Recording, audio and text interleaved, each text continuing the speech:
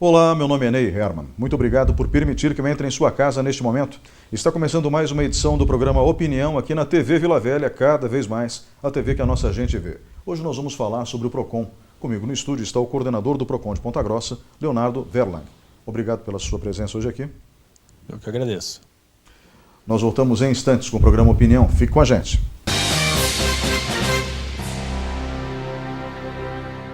Programa Opinião. Apoio Supermercados Tozeto. Bem mais que um supermercado. Iniciativa Cartuchos. Tudo em informática, mas tudo mesmo. Olá, estamos de volta com o programa Opinião. Este é o segundo bloco. Estamos falando sobre o PROCON. Comigo no estúdio, o coordenador do PROCON de Ponta Grossa, Leonardo Verlang.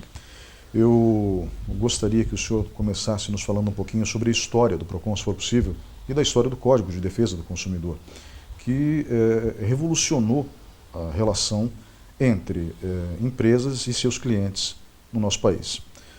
Quando que surge o PROCON no Brasil? A figura do PROCON ela surge com a criação do Código de Defesa do Consumidor, que se deu no ano de 1990. De lá para cá, diversos órgãos de defesa e proteção do consumidor foram criados, inclusive a Secretaria Nacional de Defesa do Consumidor, com sede em Brasília, que serve também como balizador das atividades dos órgãos municipais e estaduais existentes no nosso Brasil. Qual é a estrutura do PROCON em Ponta Grossa, onde ele fica situado? A estrutura do PROCON de Ponta Grossa, ele é uma estrutura completa que nós chamamos, né? Porque os PROCONs eles têm diversas formas de atendimento. Então existem PROCONs que eles têm poucas fases dentro do seu processo. Então, o que eu quero dizer com isso? Eu quero dizer que existem PROCONs que ele tem só a parte do atendimento, que é o quê? O consumidor que se dirige ao órgão, é feito um contato telefônico com o fornecedor. Se há resolutibilidade nesse caso, o consumidor sai com a sua demanda resolvida. Se não há resolução, esse processo ele é arquivado porque o PROCON não detém de outras ferramentas para prosseguir com essas tratativas. Existe uma segunda fase, que é a fase processual, digamos assim, de audiência, que é quando é aberto um processo administrativo formal, em que é feita uma intimação para o fornecedor estar presente em uma audiência, em que serão colocados frente a frente consumidor e fornecedor para uma tentativa de conciliação. Essa seria a segunda fase. Não resolvido nessa segunda fase, alguns PROCONs têm o que nós chamamos da terceira fase, que seria o quê? Que é a aplicação da sanção administrativa. Então esse processo não resolvido, ele é encaminhado a um órgão jurídico do PROCON, lá é feita uma instrução técnica ou um parecer jurídico, verificando se existe subsistência ou insubsistência na reclamação do consumidor. Diante da subsistência, em que é comprovado que o fornecedor infringiu alguma das normas do Código de Defesa do Consumidor, vai ser aplicada uma sanção administrativa. Nessa sanção administrativa, ela é dado o prazo de 30 dias para o fornecedor fazer o pagamento. Sendo negativa, a quitação desse débito é inscrita em dívida ativa e, posteriormente, é ajuizada uma ação de execução fiscal pelo município. E o PROCON de Ponta Grossa possui essas três fases? O PROCON de Ponta Grossa ele é completo, ele possui todas as fases, né? E dentro do nosso procedimento lá, os últimos levantamentos que nós tivemos, dentro da nossa primeira fase, que é a questão de atendimento, nós temos uma resolução de 87% a 90% dos casos. Então, dentro do Brasil, é uma taxa extremamente alta. Porque a taxa no Brasil, infelizmente, fica longe desse número, né? Sim. Uhum. Então, nós podemos dizer que o nosso empresário é mais disciplinado? O empresário aqui da nossa cidade? Basicamente, 70% dos nossos casos, os fornecedores são as telefonias, instituições bancárias e as concessionárias de serviço público, né? Então, essas empresas já ao longo desses 28 anos de PROCON, da existência do Código de Defesa do Consumidor, também foram adequando suas operações para dar uma resposta mais efetiva para o consumidor, né? Então, infelizmente, no Brasil, aquela punição no bolso, que é aquela punição financeira, que é a sanção administrativa, é que faz os fornecedores terem criado estruturas próprias de atendimento dentro de suas operações para fazer o atendimento diferenciado para o PROCON. Por isso que o PROCON ele tem uma autonomia e ela tem uma taxa de resolução alta, porque nós temos o contato direto com células especiais de atendimento que tem como oferecer para o consumidor alternativas outras que não é oferecido diretamente para o consumidor. Então essa é uma das grandes vantagens do PROCON. E por isso que nós sempre convidamos os consumidores a utilizar-se desse direito que é previsto em lei, dessa oportunidade que o consumidor tem de tentar se equiparar ao fornecedor dentro da relação de consumo. Porque o consumidor é sempre visto como uma parte vulnerável no processo, hipossuficiente, que normalmente não consegue, diante de uma situação, de uma relação de consumo com uma grande empresa, impor os seus direitos, né? Então o PROCON vem nesse sentido de quê? De fazer a proteção do consumidor e tentar fazer com que equipare dentro de uma relação consumerista, consumidor e fornecedor no mesmo nível de uma balança. Nós sempre tivemos problemas no Brasil quando o assunto era a proteção do consumidor. Tínhamos empresas sérias no país, é claro, né, a justiça seja feita, mas eu acompanhei o processo, eu tenho 48 anos, anterior ao Código de Defesa do Consumidor e posterior. Era muito difícil você conseguir que os seus direitos fossem respeitados como consumidor. E até pelo depoimento que o senhor acabou de prestar agora, tenho a nítida sensação de que as empresas estão pelo menos preocupadas, se não com a própria imagem, com as multas que podem receber, né? Sim. Esse é outro fato importante, né? O Brasil, ele é como eu vou dizer assim, uma democracia nova, né? Então, enquanto países da Europa, dos Estados Unidos, já têm a democracia consolidada já há centenas de anos, o Brasil ainda é novo, né? Então é um país que ainda está aprendendo através dos anos em ser uma sociedade mais madura, né? Então a gente consegue verificar isso na prática, que ao longo do tempo as empresas, além da preocupação sancionatória, né, dessa questão da imagem, principalmente hoje quando a gente vive num mundo digital em que as pessoas têm um alcance nas suas palavras muito grande, muito rápido, né? Então a pessoa coloca lá numa mídia social uma interação sobre determinado fornecedor e ela pode rapidamente denegrir ou prejudicar muito a imagem de uma empresa. Então, de fato, as empresas estão tendo uma responsabilidade maior, tanto por política interna, né, do amadurecimento de um país, de uma relação de consumo ou de uma classe de empresários, como também com o receio de ter sido denegrida ou prejudicada ou difamada nas mídias sociais por consumidores insatisfeitos com a prestação de serviço ou com a venda de um produto. Nós temos em Ponta Grossa quantos funcionários atendendo ao público? Qual é a média de atendimento? Então, nós temos hoje, considerando estagiários e servidores efetivos, nós temos 29 funcionários, hoje, ou colaboradores, que estão atuando no PROCON. E a média de atendimento? A média de atendimento ela varia, né? Quando está assim perto do início do ano, que tem muitas compras de Natal, etc., assim, que acaba gerando um volume maior, a média de atendimento seriam de 100 atendimentos. Né? Agora, como já passou a época de compras, a economia está desaquecida, então estamos tendo em média 65 atendimentos presenciais por dia. Fora aqueles que são realizados por telefone e fora aqueles que nós recebemos também via sistema ou por e-mail. Nós temos, como estávamos dizendo, uma relação com o segmento empresarial, principalmente com as grandes corporações, que ainda é uma relação de amadurecimento. No Brasil, ninguém ganha tanto dinheiro quanto o banco. Ninguém. É impressionante como eles conseguem faturar em todas as fases que o país atravessa, mesmo na crise. Aliás, ninguém ganhou tanto dinheiro na crise quanto os bancos. Sim. E é impressionante como eles conseguem desrespeitar a legislação trabalhista, isso que a legislação já foi flexibilizada, e ainda por cima desrespeitar os clientes, cobrando taxas que não existem, juros abusivos. Eu nunca vou entender a matemática deles. A taxa de juros no Brasil é baixa comparada com anos anteriores, mas mesmo assim o que eles cobram dos clientes é 100 vezes maior. É uma coisa absurda a diferença entre aquilo que se pratica no mercado e aquilo que o governo impõe como taxa básica. É incompreensível, para ser mais exato. Mas isso acaba permitindo que o consumidor descubra seus direitos e vá atrás deles. As instituições financeiras têm pelo menos demonstrado um princípio de remorso, porque o grande problema é o seguinte: a maior parte dos consumidores simplesmente não reclama, né? Ainda. Sim. Eles aceitam passivamente aquilo que, no caso específico que a gente está falando dos bancos, os bancos fazem porque é lucrativo lesar o cliente. O sistema financeiro faz isso com maestria, lesar o cliente. É lucrativo porque uma pequena parcela vai se queixar perante o PROCON. Infelizmente isso é um fato? Olha, o que nós temos percebido na prática é que os bancos estão direcionando cada vez mais os seus clientes para fora da agência, né?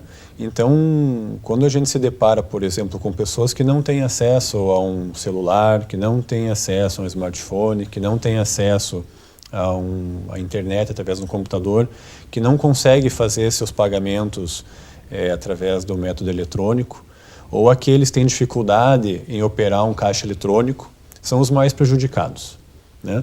Então, o banco cada vez mais ele está fazendo com que o cliente saia do atendimento de guichê, que isso tem um custo muito alto para o banco, porque tem que manter um caixa, tem que manter uma pessoa responsável pela tesouraria, daí você tem que fazer a movimentação financeira, recebimento de valores, manter uma agência com um porte adequado para fazer o atendimento, e está levando esse consumidor para ser atendido em correspondentes bancários, né? Que não tem a mesma segurança de um banco, que normalmente tem limites de operações de crédito, então tem alguns boletos de determinados bancos que não recebem, tem determinados valores que ultrapassam o limite e também não recebe, e quem normalmente está sendo lesado com isso, de fato, é o consumidor, né? Existe legislação específica também para a questão de horário de fila, né? Que o consumidor não pode ficar esperando no banco por mais de 40 minutos em dias de feriados e próximos de dia de pagamento, né? Mas, infelizmente, é corriqueiro o fato dos consumidores esperarem 50 minutos, 1 hora, sem serem atendidos em descumprimento à legislação, né? Então, mais uma vez, o nosso convite é que procure o PROCON do seu município, né? O nosso que fica na rua Baldino Tax, 445, no 2º andar, no antigo Clube Guaíra, muito próximo ali da Avenida Vicente Machado, né? É um local de fácil acesso, que nos procure lá do meio-dia às 6 da tarde, como também pode fazer a reclamação através do telefone, do 51 ou do 0800 645 1250,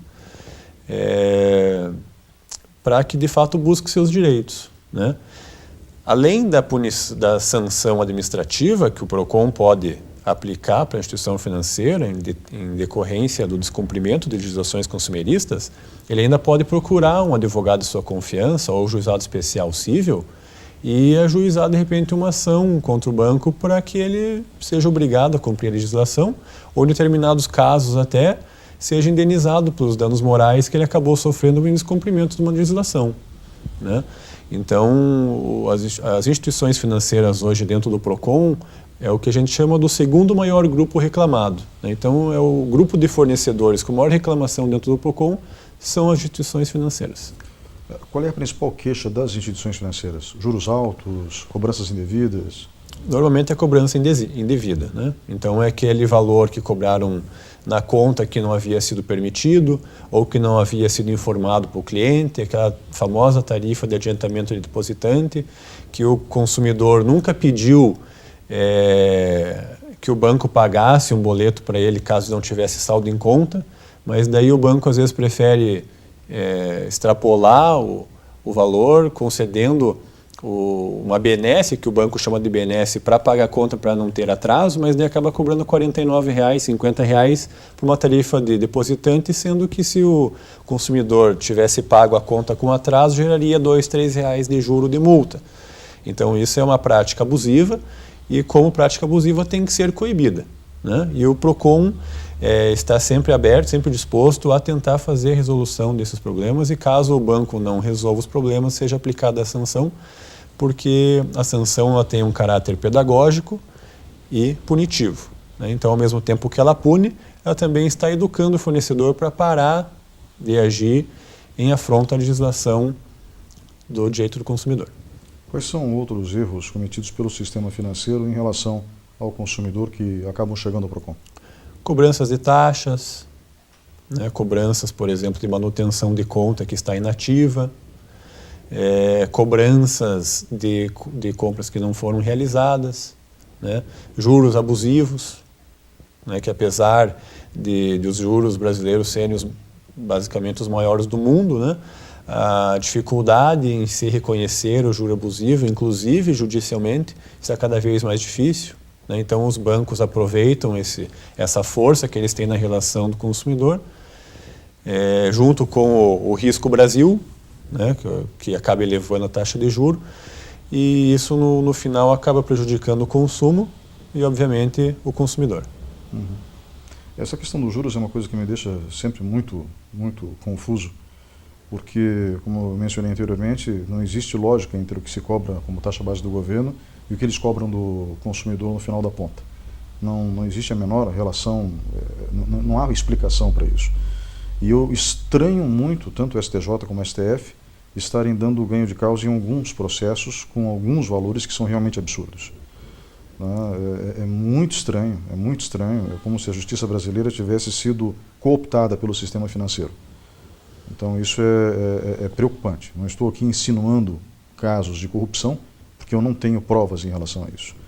Mas cientes da realidade do povo brasileiro, pelo menos eu acredito que os ministros do STJ e do STF estejam cientes da realidade do povo brasileiro, permitir que esse tipo de cobrança aconteça é no mínimo contraditório com a nossa realidade. Inclusive o STF tinha editado uma súmula, de número 121, que proibia a capitalização de juro composto. O que é o juro composto? O juro composto nada mais é do que a cobrança de juro sobre juro. Então você cobra o juro num mês, no outro mês você cobra juro sobre o principal e sobre o juro. Daí no outro mês você cobra juro sobre o capital do primeiro mês com o juro do primeiro mês, o capital do segundo mês com o juro do segundo mês, o capital do terceiro mês e o juro sobre todo esse bolo de dinheiro. E o que acontece? Ele, em vez de ser um acréscimo linear da dívida, ele é um aumento exponencial. Ele é uma curva exponencial. Então ela começa pequenininha, de repente, quando você vê, ela é impagável, que é hoje o que acontece no Brasil. Então as taxas do cartão de crédito são altíssimas, as taxas do cheque especial são altíssimas. O consumidor, que até alguns anos atrás ainda tinha albergado essas demandas pelo Poder Judiciário, que aplicava a súmula 121, que utilizava muitas vezes da jurisprudência pacífica à época de que não poderia se capitalizar juros, para uma situação, que nem o senhor acabou de comentar, de que o STJ e STF, inclusive os tribunais de justiça do Estado, entendendo que se há previsão em contrato, não há ilegalidade. Porque antigamente era muito fácil. Se pegava-se a taxa mensal e multiplicava por 12. Por exemplo, para facilitar a conta. Se o juro fosse 2% ao mês, se você multiplicasse por 12 e desse 24%, ele é um juro linear simples, juro simples, não capitalizado, não juro composto. Então aí não haveria possibilidade de se rever um contrato porque não haveria abusividade. Agora, se você multiplicasse o 2 por 12 e desse 38%, 44%, daí estava caracterizado a cobrança de juro abusivo. Dos últimos anos para cá, está entendido o quê? Que se essa diferença, por exemplo, 2% ao mês e 38% em 12 meses, não é abusivo. Por quê? Porque o consumidor tinha ciência daquele momento da contratação. Será que tinha ciência? Esse é o X da questão. Então, isso é o que o papel diz. Mas se a questão de cálculo de juros já é difícil para quem tem já um curso em administração, em contabilidade, ou para quem já tem uma experiência com cálculos, não tem como se esperar da população média, que é aquela pessoa, o homem médio, digamos assim, a população em geral, tenha ciência disso. Porque ela só procurou o banco para conseguir um empréstimo, financiamento, porque ela não tinha o dinheiro para comprar à vista. Então ela já está numa situação de vulnerabilidade, porque ela já está numa situação de necessidade, né? E daí, diante desses fatos, é colocado para o consumidor assinar, e ele tem duas opções. Ou ele assina para ter o dinheiro que ele precisa, ou o financiamento do carro, do imóvel que ele quer, ou o banco não lhe dá esse crédito. Então o consumidor, ele não tem possibilidade de discussão das cláusulas do contrato. Esse contrato é amplamente conhecido como contrato de adesão, né? Que muitas vezes o judiciário tem declarado nulas as cláusulas por serem abusivas, né? Em sendo declaradas nulas as cláusulas, pode ser sim que haja algum tipo de discussão com relação a juro, né? O que eu tenho visto que os tribunais têm aplicado judicialmente é com relação à taxa média de juro, né? Então o Banco Central do Brasil ele ele faz um levantamento das taxas praticadas pelas diversas instituições financeiras do Brasil. Ele estabelece um valor médio. Então, se o teu banco está te cobrando um juro que é superior ao valor médio, pode ser que o judiciário entenda como juro abusivo. Se ele está aplicando o juro médio aplicado no Brasil para aquele tipo de operação, para aquele determinado período, ou o juro seja inferior à taxa média de mercado, dificilmente será reconhecido como abusivo o juro cobrado pelos bancos. Então essa é a situação. É preciso tomar muita atenção na hora de se fechar um contrato com uma instituição financeira. A orientação do PROCON é que o cuidado tem que ser tomado para todo e qualquer tipo de contratação, seja financeira, seja de um prestador de serviço, seja de um contrato de compra e venda. Por quê? Porque a partir do momento que o consumidor recebeu o documento e assinou o documento, em tese, ele está ciente e está de acordo com os termos do contrato. Então, a nossa orientação como PROCON é sempre leia o contrato. E se não tiver dúvida, se tiver dúvida, que procure um contador, que procure um advogado, que procure alguém que tenha possibilidade de esclarecer os termos constantes do contrato. Inclusive, o PROCON é um órgão orientativo, tanto para o consumidor quanto para o fornecedor. Então, havendo dúvida para o consumidor, ou de repente até para o fornecedor, de cláusulas contratuais ou de termos contratuais, que procure o órgão de proteção ao crédito, a proteção ao consumidor, que nós daremos as melhores sugestões para que ele não caia, de fato, numa emboscada ou numa situação em que ele não consiga se desvencilhar depois. Só repetindo os telefones de contato do PROCON? É o 151, ou através do 0800 645 1250.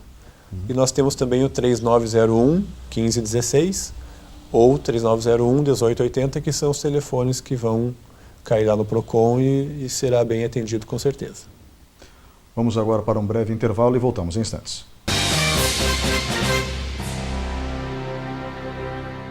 Programa Opinião. Apoio Supermercados Tozeto. Bem mais que um supermercado. Iniciativa Cartuchos. Tudo em informática, mas tudo mesmo. Olá, estamos de volta com o terceiro bloco do programa Opinião. O tema de hoje, o PROCON. Comigo no estúdio está Leonardo Verlang, que é coordenador do PROCON de Ponta Grossa. Nós falávamos sobre as instituições financeiras no bloco anterior, e essas instituições elas têm alguns vícios de comportamento, vamos colocar dessa forma gentil, né? E conversávamos no intervalo e o senhor falava que existe uma orientação, que é uma súmula do STF, que protege realmente o cidadão brasileiro, mas existe um entendimento criado sob a argumentação de que o consumidor estava ciente do que estava assinando. Nós temos um volume de analfabetos funcionais no Brasil que é imenso. E ninguém gosta de assumir as suas limitações em determinados momentos. Isso é um fato, principalmente diante de estranhos. Quando você assina um contrato, você assina ciente de que é algo padrão, que é algo que não vai te complicar no futuro. Mas, infelizmente, não é isso que ocorre. E o senhor mencionava que os bancos, através dos seus departamentos jurídicos, têm os pareceres de ex-ministros do STJ, do STF, professores universitários, autores da área do direito, que, obviamente, foram contratados pelo sistema bancário para emitir pareceres favoráveis ao sistema bancário. E isso apenas demonstra algo que é comum dentro do direito. Tem um grande jurista brasileiro, eu não vou dar o nome para que nenhum admirador dele fique chateado, mas um grande jurista brasileiro na área tributária, que ele dava pareceres conforme a encomenda do cliente. Levando em consideração as falhas dos nossos legisladores, não era muito difícil você ter mais de uma interpretação de um mesmo texto legal. Pois bem, apesar dessa argumentação em relação às instituições financeiras, de que o cliente estava ciente do que estava assinando, não é verdade, na maioria dos casos. Existe sempre a possibilidade de se encontrar um juiz com um bom senso que ainda use a súmula orientativa do STF, correto? Sim, correto. Então vale a pena contestar a decisão de tribunais, ou pelo menos vale a pena contestar a cobrança indevida do banco? Por parte do PROCON, né, nós tentamos sempre fazer uma tentativa de conciliação entre o consumidor e a instituição financeira. Agora, com relação às ações judiciais, aí a orientação do PROCON é que procure o seu advogado de confiança para que ele possa orientar melhor sobre qual caminho tomar dentro de uma situação desta. Em relação às empresas telefônicas, elas são as campeãs, correto? São as campeãs. Pois é, as campeãs de reclamação. Nós tínhamos no Brasil a telefonia estatal, até bem pouco tempo atrás, do ponto de vista histórico. E o governo federal, os governos estaduais, não tinham a mínima condição de competir com a iniciativa privada nisso. Fizeram certo, privatizaram. Só que eu me lembro do atendimento que eu tinha, humano inclusive, por parte da Telepar, a falecida Telepar. E era um atendimento muito bom. Era ridículo eu ser cotista, sócio da Telepar. Era ridículo. Ridículo. Uma linha telefônica custava uma fortuna. Mas, enfim, fato é que, sendo ridículo ou não, eu tinha um bom atendimento por parte dos funcionários. E isso, obviamente, não existe hoje. Hoje, para eu conseguir falar com um ser humano, né, ou seja, ultrapassar o atendimento eletrônico, já é um desafio e tanto. E a impressão que se tem como consumidor é que as coisas são constituídas justamente por isso, para dificultar a vida do consumidor na relação com as empresas de telefonia. De novo vem aquela lógica por parte da empresa, da grande corporação, porque são grandes corporações. Tudo bem eu prejudicar milhares, se não milhões, porque uma pequena parcela vai reclamar. Infelizmente, será que as grandes corporações têm essa visão em relação aos seus clientes? O que a gente tem percebido, né? Especificamente telefonia agora. Especificamente telefonia. Os fornecedores, quando eles apresentam suas defesas no PROCON, ou quando eles tentam justificar alguma dificuldade operacional, a alegação deles é que estes chamados robôs, o atendimento eletrônico, ele serve, na verdade, como um facilitador. Né? Por quê? Porque eles entendem também que parte da população, ou parte das chamadas, podem ser resolvidas sem contato pessoal com uma pessoa. Mas já existe, inclusive, legislação que obriga as telefonias de ter um numeral dentro dessa UPA, que eles chamam, né, que é o atendimento eletrônico, que seja direcionado direto a um atendente, né, que não fique aperte 2, aperte 3, aperte 5, agora volte no 1, e a pessoa às vezes perde 15, 20, 30 minutos para a ligação simplesmente terminar como culpado porque você não seguiu o caminho que deveria, até porque você não tem obrigação de saber o caminho, ela é difícil, muitas vezes a opção que você entendia ser a mais adequada, quando ele te dá um novo hall de opções, a tua opção não está ali, você acaba perdendo tempo, né? E um agravante que eles têm passado assim, bastante é que o número de consumidores explodiu nos últimos anos de telefonia. Né? É claro que não justifica a má prestação de serviço, mas é a forma que os fornecedores aí estão tentando demonstrar a boa-fé de tentar resolver o maior número de problemas facilitando através desse atendimento eletrônico e aplicativos no celular, ou acesso através da internet também, para que geram novas opções de atendimento para o consumidor, tirando ele também daquele atendimento presencial, que da mesma forma que nós conversamos do banco, dos guichês do caixa, que tem alto custo financeiro, de logística, de pessoal, né, eles acabam direcionando para o atendimento eletrônico porque tira a necessidade de você manter grandes equipes vinculadas a esses fornecedores. Em relação ao processo de telefonia, qual é a queixa mais comum? Cobrança indevida também. Cobrança indevida também. Né? Então, por exemplo, cobrou por um serviço que não teve, foi cobrado, por exemplo, um pacote que foi incluído e que não foi solicitado, né?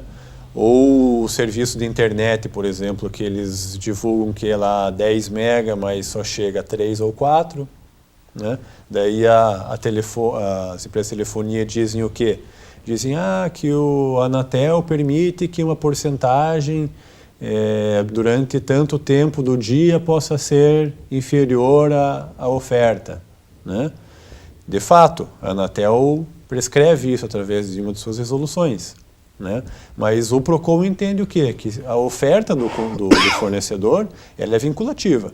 Então, se ele fez a oferta dizendo eu vou te fornecer 10 mega, tem que oferecer os 10 mega. Né? Porque se ele não está ofertando aquilo que ele apresentou para o consumidor, ele também está infringindo o Código de Defesa do Consumidor. Né? E nós voltamos de novo naquela situação da maturidade das relações interpessoais de consumo no Brasil, das relações empresariais, né, de empresa-consumidor. Então, quando eu tiver mais respeito do consumidor com o fornecedor, e da mesma forma do fornecedor com o consumidor, é uma relação de ganha-ganha, onde todo mundo ganha. Né? Mas hoje, você oferta e vende e cobra por isso, vamos dizer, os 10 mega de internet. Mas eu disponibilizo 7, 8 porque uma resolução da Anatel me permite que em determinados momentos do dia ou determinados horários eu possa ter uma prestação de serviço piorada em relação àquela que eu vendi. Né? Coloca isso o consumidor numa situação manifestamente excessiva, né, em seu detrimento, em favor do fornecedor, com certeza, porque você está pagando por algo que você não recebe.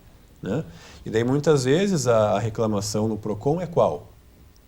A empresa está me cobrando multa porque eu quero cancelar a internet. Porque tinha 12 meses de fidelidade, que foi feito um preço especial para o consumidor ficar na base da empresa de telefonia por determinado tempo. Só que o consumidor só solicitou o cancelamento por quê? Porque a internet que era para ser 10 chega a 4. Então, a necessidade do fornecedor não foi atendida. Então, aquela ânsia, aquilo que levou à contratação, ela deixou de existir.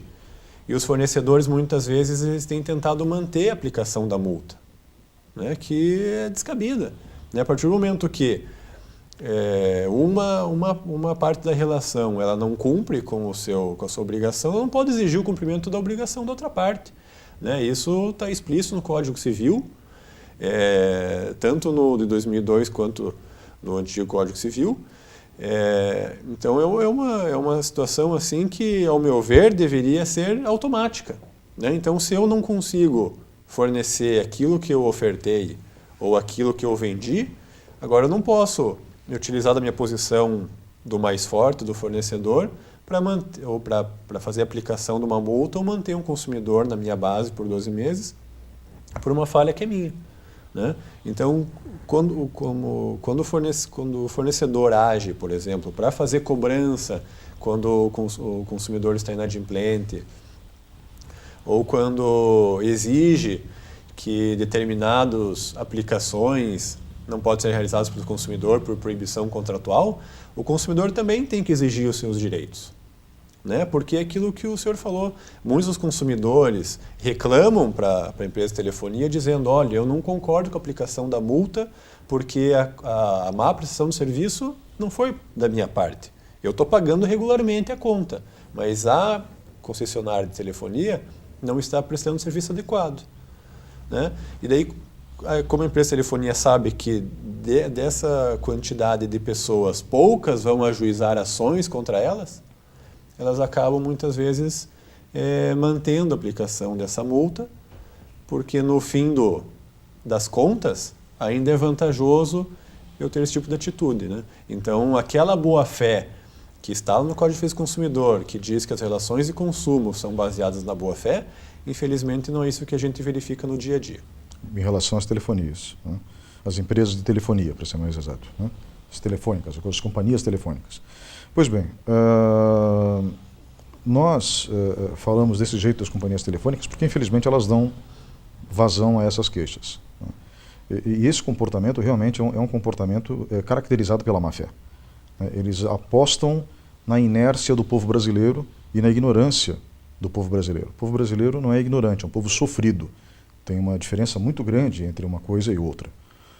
E às vezes esse povo sofrido fica cansado de lutar pelos seus direitos. Tem algumas coisas nas empresas de telefonia que eu acho fantásticas, sabe? E aqui eu estou sendo irônico, é óbvio, né? Me lembro que há muito tempo atrás uma empresa de telefonia fixa ligou para minha casa, era quem me prestava o serviço na ocasião, e uma moça, daí sim você tem um atendimento humano na hora de vender os serviços, né? Ligou: "Seu Ney, tudo bem?" Eu falei: "Tudo bem, obrigado." E ela desligou. Eu achei aquilo estranhíssimo, né? Fiquei tranquilo. 30 dias depois, a cobrança por um pacote de serviços inteligentes. Não, consta aqui que na data tal, eu me lembrava ocasionalmente do dia, porque tinha acontecido uma celebração na minha casa.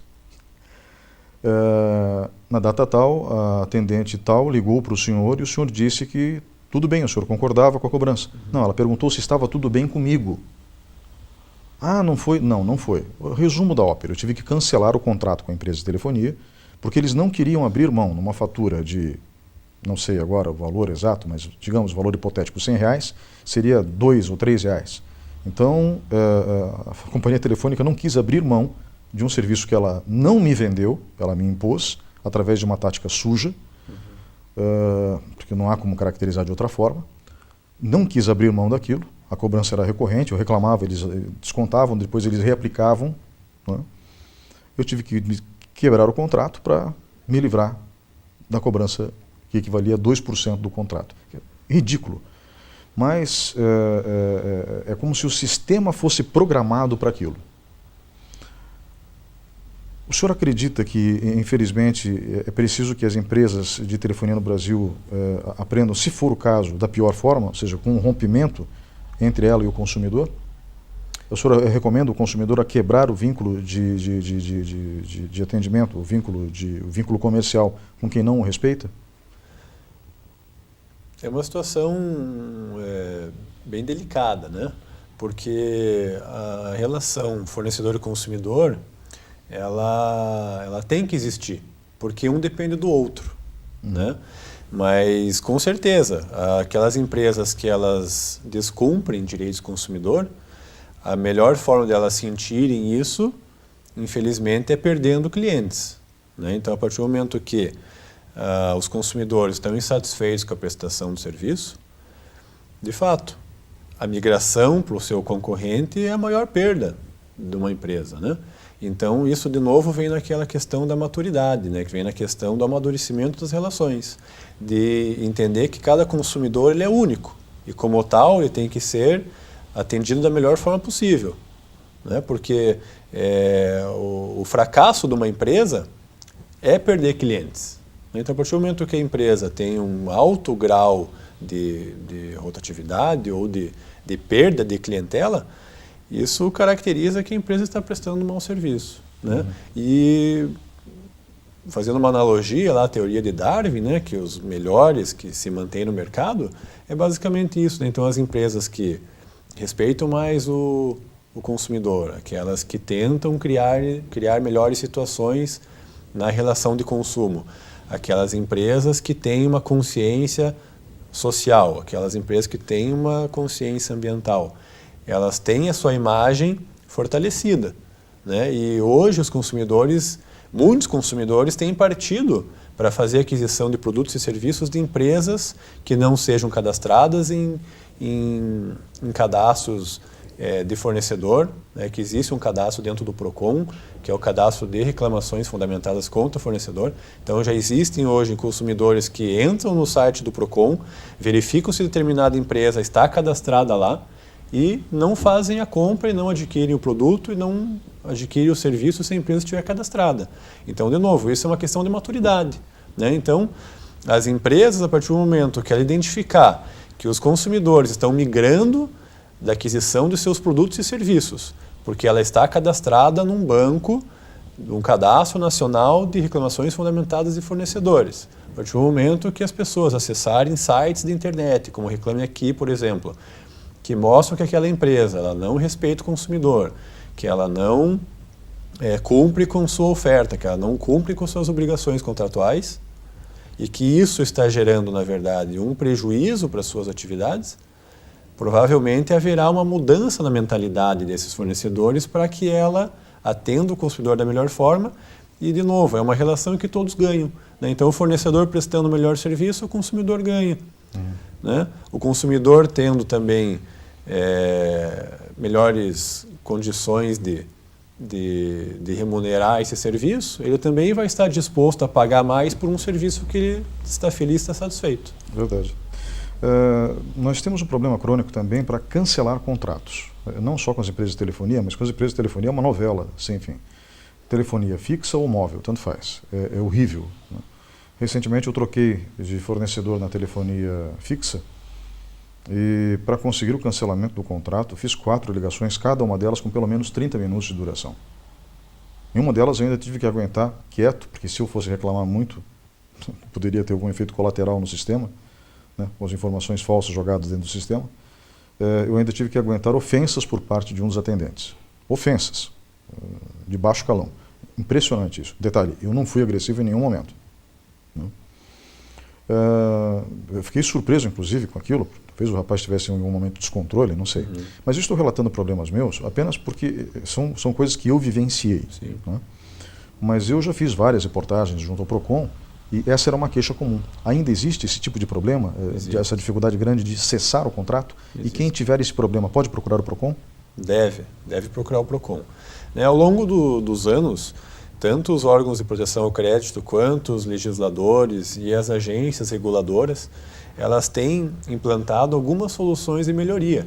Como, por exemplo, eu já tinha citado de que determinados serviços é obrigatório que aquele menu eletrônico dê a oportunidade de você escolher para falar com o atendente diretamente já no primeiro atendimento, né?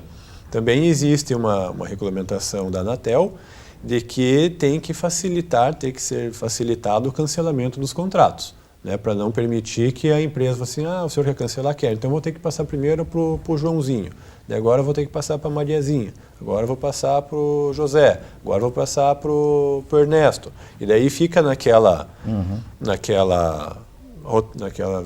ciranda, né, que fica rodando de um lado para cá, não é comigo, é com fulano, não é aqui, é lá, daí a ligação cai, aí se liga, tenta tudo de novo, né? Então aquelas incessáveis ligações em que nada se resolvia. Então, de fato, está havendo assim, uma preocupação com o consumidor e várias dessas atitudes que antigamente eram muito comuns, hoje, graças a Deus, elas estão sendo menores. Por quê? Porque os PROCONs têm atuado firmemente sobre isso, as agências reguladoras também, né, para inibir esse tipo de prática abusiva. Né, porque você não pode obrigar alguém a estar contratado com a empresa. Né? E da mesma forma que a empresa tem meios de contratar com o consumidor também tem que ter os mesmos meios ou as mesmas armas para fazer o cancelamento desses contratos. Então, nada mais justo de que o cancelamento seja de imediato. Né? Isso tem sido uma tendência e tem ocorrido com maior quantidade, uma maior facilidade no cancelamento dos contratos. As pessoas também têm sido alvo, agora não vamos falar necessariamente de telefonia, mas o telefone é o método de contato, de campanhas de marketing que são muito agressivas e pelo telefone. Nós nem sabemos como as pessoas têm acesso aos nossos dados, o que é também preocupante. Né? Mas, enfim, acabam tendo. provavelmente de um jeito espúrio, mas acabam tendo. Se alguém não quiser receber esse material de telemarketing, existe alguma previsão legal ou, infelizmente, a legislação brasileira não foi preparada para isso? Existe sim. Inclusive, acessando o site do PROCON, né, www.procon.pr.gov.br, existe já bem na página inicial bloqueio de chamadas de telemarketing. Então, clica nesse botãozinho, faz o seu cadastro, inclui o número do seu telefone e você vai cadastrar o seu telefone para não receber ligação de telemarketing. Então, a partir daquele momento vai ser disparado o seu número, dizendo que a partir daquele momento é proibido que sejam feitas ligações de telemarketing, né? É claro que aquelas ligações para o consumidor que está em débito, que são as cobranças, etc. e tal, continuam. Mas essas que são para ofertar produtos e serviços, até muitas vezes de forma agressiva, fica terminantemente proibido. E caso haja descumprimento desse cadastro por parte de algum fornecedor, que procure os órgãos de proteção ao crédito e que procure também a justiça para que ela também possa tomar as providências ou determinar as medidas cabíveis judiciais para punir e evitar a ocorrência de novos fatos.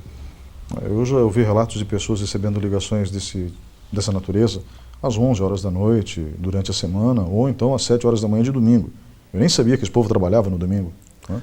O Código de Defesa do Consumidor, inclusive, ele determina que nós consumidores, não podemos receber ligações no nosso horário de descanso e de lazer, né? Então, é claro que cada pessoa tem um horário de trabalho diferenciado, né? Aquelas pessoas, por exemplo, que são enfermeiros ou médicos que trabalham no turno da noite. Então, fica difícil para as empresas saberem qual é o horário de descanso e qual é o horário de lazer de cada consumidor. Mas a regra, ou comum, é o quê? Que das 8 às 6, das 8 às 7 da noite, das 8 da manhã às 7 da noite, é o horário aí ativo do dia de um trabalhador, né? Então, esse é o horário que é permitido que as empresas entrem em contato com os consumidores. Fora isso, ela está infringindo um artigo do Código de Defesa do Consumidor e pode ser punível e deve ser punida caso haja esse descumprimento, né? Porque receber ligações sábado, domingo, quando está com sua família, está às vezes na igreja, está em um momento de descanso, não, além de ser, na minha ótica, imoral, né? É também ilegal porque está infringindo o Código de Defesa do Consumidor. Muito obrigado pela participação nesse bloco. Vamos agora para um breve intervalo e voltamos em instantes.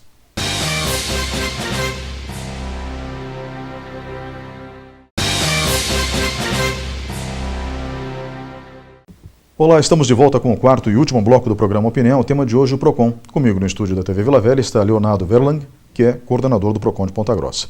Antecipadamente, eu gostaria de agradecer pela sua presença hoje aqui, pelos esclarecimentos que o senhor deu. Com certeza, esclareceu muitas dúvidas e tenho certeza que outras tantas ficaram, porque o programa tem 48 minutos de conteúdo.